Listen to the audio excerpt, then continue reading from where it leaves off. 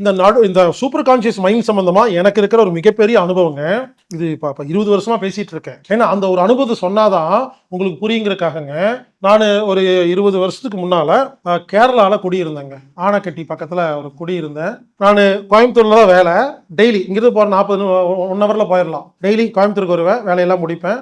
Evening வந்து வீட்டுக்கு போயிடுவேன். 40 1 ஹவர்ல போயிடலாம். டெய்லி போவே வந்துட்டு இருப்பேங்க. அங்க ஒரு தனி வீடு. இப்படி யோசிச்சு பாருங்க.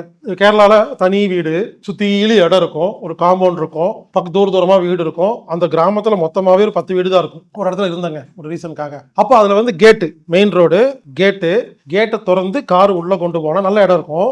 அங்க ஒரு கார் பார்க்கிங் என்ன காம்பவுண்ட் வால் போய் முடியுது இல்லைங்களா, அங்க ஒரு எக்ஸ்ட்ரா செவரு வச்சு ஒரு ஷீட் வச்சு ஒரு ஸ்கிரீன் போட்டிருக்கு. அதான் கார் பார்க்கிங். நான் என்ன பண்ணுவேன், கதவை நிறுத்துவேன், ரோட்ல நிறுத்துவேன், இறங்கி கதவை திறப்பேன், காரை உள்ள கொண்டு போவேன், டோர் லாக் பண்ணுவேன், கேட்டை லாக் பண்ணுவேன், கார் பார்க்கிங் முன்னால போய் நிறுத்துவேன். ஸ்கிரீன் போட்டிருப்பேன், நான் தான் ஸ்கிரீன் போட்டிருந்தேன். ஸ்கிரீன் இல்லாம இருந்துச்சுன்னா போட்டேன். கீழே தள்ளுவேன், காரை உள்ள கொண்டு வைப்பேன், கீழே தள்ளுவேன், லைட் ஆஃப் பண்ணிட்டு வந்து வீட்டுக்குள்ள வந்துருவேன். இது ரொம்ப நாளா பண்ணிட்டு இருக்கேன். ஒரு நாள் எனக்கு என்ன தெரியுமா தோணுச்சு, ஸ்கிரீன் தானே, ஏன் நின்று இறங்கி ஸ்கிரீனை தள்ளணும், அப்படியே காரை உள்ள விட்டேன். அந்த ஸ்கிரீனுக்குள்ள போகும்போது அப்படியே ஸ்கிரீன் அப்படியே கார் மேல வந்து அப்படியே வந்து அந்த பக்கம் போகும். ஜாலியா இருக்குன்னு வச்சுக்கல. இப்படி ஒரு கொஞ்ச நாள் நிறுத்திட்டு இருக்கிறேன். நல்லா கேவீங்க. இந்த சூப்பர் கான்சியஸ் மைண்ட் அன்னைக்கு தாங்க முதல் நான் ஒரு பவரை புரிஞ்சுக்கிட்டேன். சும்மாலாம் இல்லைங்க, கரெக்டா சொல்லுதுங்க எல்லாமே.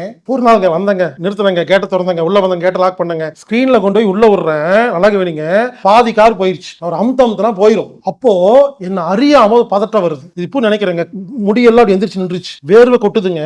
எனக்கு பயம் வந்துருச்சு. அழுத்த முடியலைங்க ஆக்சிலேட்டரை. ஒருவேளை கேரளா போய் ஏதோ பிடிச்சிருச்சோ.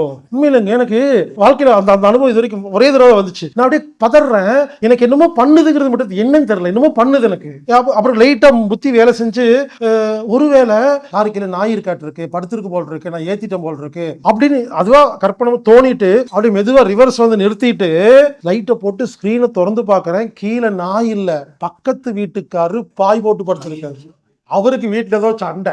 கடுப்பாய் அவர் எகிரி வச்சு கார் பார்க்கிங்ல வந்து பாயை போட்டு தூக்கிட்டு இருக்கிறாரு. கரெக்டா தலை வரைக்கும் கார் போயிருக்கு. அப்படியே பதறி போய் ஏத்திருப்பாங்க, செத்துருப்பாருங்க. லைட்டு போட்டுட்டு அண்ணே அப்படிங்கிற எந்திரிச்சு, அப்புறம் தம்பி நல்லா இருக்கியா, யோ நான் நல்லா இருக்கியா, இந்நேரம் இருந்திருக்கவே மாட்டேன் அப்படின்னு. அவருக்கு விஷயமே நடந்தது தெரியாது அவருக்கு. இல்ல அன்னைக்கு தாங்க முதல்ல நான் அதோட நமக்குள்ள ஒரு ஃபீல் பண்ணேன். நமக்குள்ள யாரோ ஒருத்தர் ஒரு இன்ஃபர்மேஷன் கொடுக்கறத அன்னைக்கு நல்லா உணர்ந்தேங்க. அதுல இருந்து இன்னைக்கு வரைக்கும் அதை நான் ஃபாலோ பண்ணிட்டே இருக்கிறேன். சில நேரங்களில் மிஸ் பண்ணிடுவேன். நான் சொல்லிட்டு இருக்கிறேன், நானே மிஸ் பண்ணிடுவேன். அதெல்லாம் அடிதான் விழுந்துருக்குங்கிறேன்.